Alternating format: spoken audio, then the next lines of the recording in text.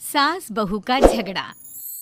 अनामिका की सास पुष्पा अपनी बहू को कुछ खास पसंद नहीं करती थी और इसीलिए दोनों सास बहू में आए दिन झगड़ा होता रहता था। सास बहू के झगड़े के चक्कर में अनामिका के पति मोहित की जिंदगी मुश्किल में पड़ गई थी। बेचारा बार बार माँ और बीवी के झगड़े को सुलझाता ही रहता था, लेकिन दोनों समझने का नाम नहीं लेती थी। वैसे तो सब कुछ ठीक ठाक चल रहा था, लेकिन एक दिन अनामिका और पुष्पा के अंदर जोरदार झगड़ा हुआ और बात कुछ इस तरह थी। बहू, मैंने तुम्हें कल अपनी एक साड़ी धोने के लिए दी थी।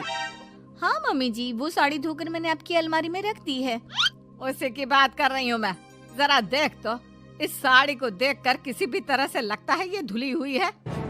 अरे मम्मी जी, मैंने आपकी साड़ी वॉशिंग मशीन में अच्छे से धोकर सुखाकर आपकी अलमारी में तह बनाकर रखी थी। आपके तो नखरे खत्म ही नहीं होते। अरे कैसे बात कर रही है मुझसे? मेरे नखरे? अरे मोहित, जरा ये देख तो, ये साड़ी धुली हुई लग रही है क्या? अरे मम्मी, जब अनामिका कह रही है कि उसने साड़ी धोई थी तो मान लो ना। हर बात पर झगड़ा करना जरूरी है क्या? क्या है ना मोहित, तुम्हारी माँ को तो मेरे हर काम में नुस्ख निकालने की आदत पड़ गई है।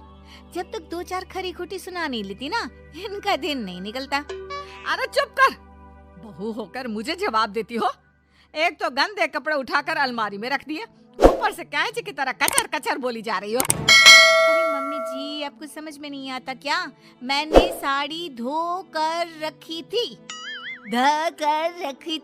तो फिर इतनी गंदी क्यों लग रही है? अब मुझे क्या पता मम्मी जी, आप इस पर इस तरह तेल और घी की चिकनाई के दाग लगाकर लाएंगी तो ये मेरी जिम्मेदारी थोड़ी ना है। अरे तो हाथ से धोना चाहिए था ना। मैं आपकी बहू हूँ, नौकरानी नहीं जो एक कपड़ा रगड़ रगड़ कर हाथ से धो दूंगी। आपको पहननी है तो पहनिए, नहीं तो रख दीजिए। तुझे तो मैं अच्छी तरह बताऊंगी, मुझे जवाब देती है। एक दिन सुबह के वक्त, अरे अनामिका, मेरी व्हाइट शर्ट कहाँ है? आज ऑफिस में बहुत बड़ा प्रेजेंटेशन है और मुझे वो व्हाइट शर्ट पहन कर जाना है। मुझे पता है, आपने मुझे 2 दिन पहले ही बता दिया था और आपकी शर्ट मैंने धोकर अच्छी तरह आयरन करके अलमारी में लगा दी है। जाइए वहां से ले लीजिए। अनामिका, ये तुमने क्या किया? ये देखो, शर्ट पर लिपस्टिक का दाग लगा हुआ है और ये तो एक जगह से जल भी गई है। नहीं नहीं मोहित, ऐसा नहीं हो सकता। मैंने तो तुम्हारी शर्ट ठीक से इस्त्री करके अलमारी में लगाई थी। तो फिर ये जल कैसे गई अपने आप? अलमारी में लटके लटके थोड़ी ना जल जाएगी। पर मोहित, मुझे अच्छी तरह याद है। देखो, अपनी गलती को छुपाने की कोशिश मत करो। और अगर शर्ट जल भी गई थी तो तुम्हें पहले बताना चाहिए था ना। मैं नई शर्ट लेकर आ जाता। अब ऐन वक्त पर शर्ट कहाँ से लेकर आऊं? मेरा इतना इम्पोर्टेंट प्रेजेंटेशन था, सब खराब हो जाएगा। अरे बेटा, क्यों परेशान होता है? ये देख, मैंने तेरे लिए पहले से ही एक नई व्हाइट शर्ट ला कर रखी है। लेकिन मम्मी, आप मेरे लिए व्हाइट शर्ट क्यों लेकर आई? अरे मुझे पता था तेरा प्रेजेंटेशन होने वाला है और अपनी इस बहू पर तो मुझे बिल्कुल भी भरोसा नहीं। क्या पता मेरी साड़ी की तरह तेरी शर्ट भी गंदी करके रख देती। और देख, वही हुआ ना।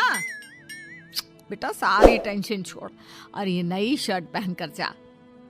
थैंक यू मम्मी, आज तो आपने बचा लिया मुझे। कुछ दिनों के बाद, अरे अनामिका, जानती हो, ऑफिस में मेरा जो दोस्त है ना अमर, आज उसका बर्थडे है और उसे तुम्हारे हाथ का चॉकलेट केक बहुत पसंद है। थोड़ा सा बनाकर टिफिन में रख दो ना प्लीज। हाँ हाँ, क्यों नहीं। मैं बहुत अच्छा केक बनाकर आपके दोस्त के लिए रख दूंगी। तुम्हारे हाथ का खाना खाकर तो वैसे ही मेरे ऑफिस के सारे लोग इतनी तारीफ करते हैं, क्या बताऊं। प्लीज एक अच्छा सा केक और बना दो, मेरी तो ऑफिस में शान बढ़ जाएगी। अनामिका केक बनाने के लिए रख देती है। पुष्पा चुपचाप जाकर उस पे ढेर सारा नमक डाल देती है। देख अमर, तेरी भाभी ने तेरे लिए चॉकलेट केक बनाकर भेजा है, तुझे बहुत पसंद है ना? यार, तू बहुत किस्मत वाला है। भाभी इतना अच्छा खाना बनाती है और साथ में केक भी। वैसे भाभी को थैंक यू बोलना। थैंक यू बाद में, पहले तो ये केक खा कर देख। बहुत मेहनत से बनाया है अनामिका ने। अरे यार, इस केक में तो बहुत सारा नमक है। लगता है भाभी ने शक्कर की जगह खूब सारा नमक डाल दिया है। अरे मोहित, तू तो अपनी बीवी की कुकिंग की बहुत तारीफ करता फिरता है। जरा पूछना अपनी बीवी से, केक में नमक कब से डलने लग गया। क्या यार, तुझे भी मेरा ही जन्मदिन मिला था बिगाड़ने के लिए। केक नहीं लाना था तो मत लाता, कम से कम मुझे इस तरह नमक वाला केक तो नहीं खिलाता। अरे नहीं यार, अनामिका ऐसा नहीं कर सकती, जरूर कुछ गड़बड़ हुई होगी। घर जाने के बाद अनामिका, अगर तुम्हारा केक बनाने का मन नहीं था तो ना बनाती, लेकिन मेरी बेइज्जती करवाने की क्या जरूरत थी? अरे आपकी बेइज्जती, ये आप क्या कह रहे हैं? मैंने तो सुबह आपको इतने अच्छे तरीके से केक बना कर दिया था।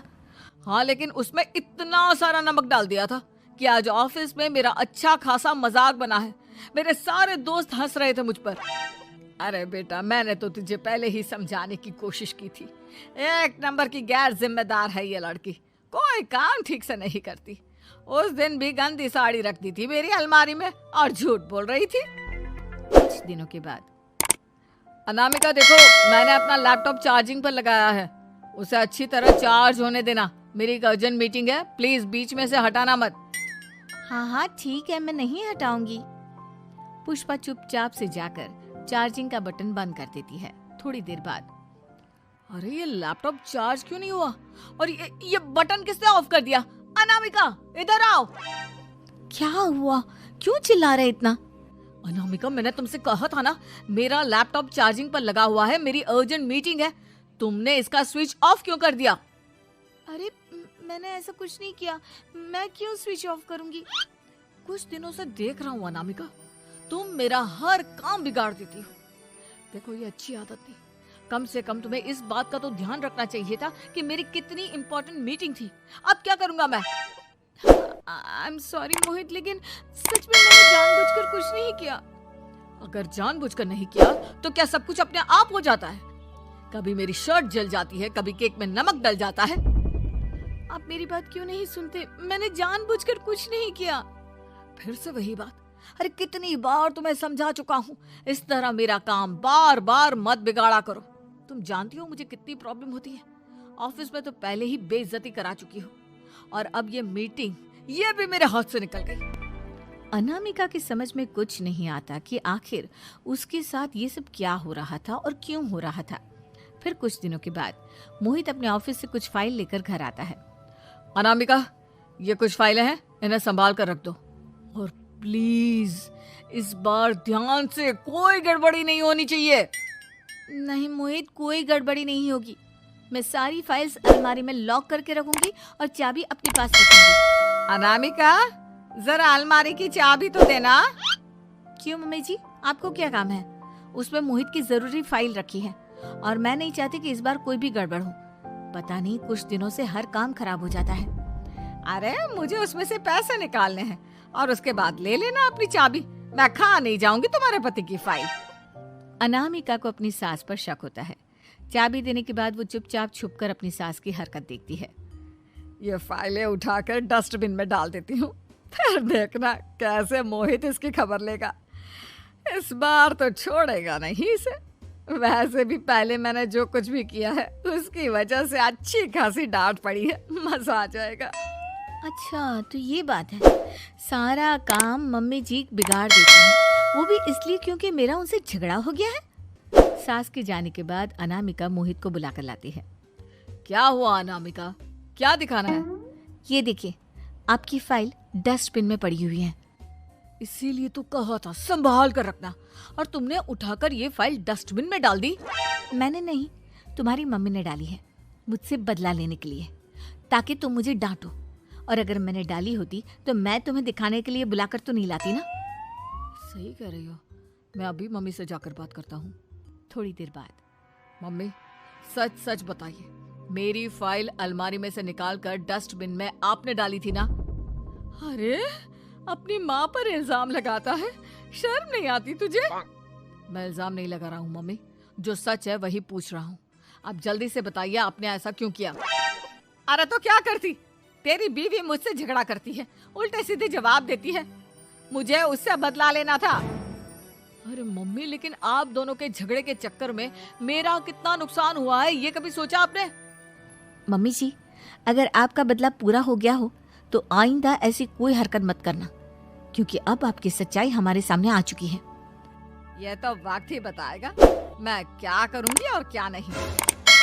मम्मी जी, कहा ना आप ऐसा कुछ नहीं करेंगी।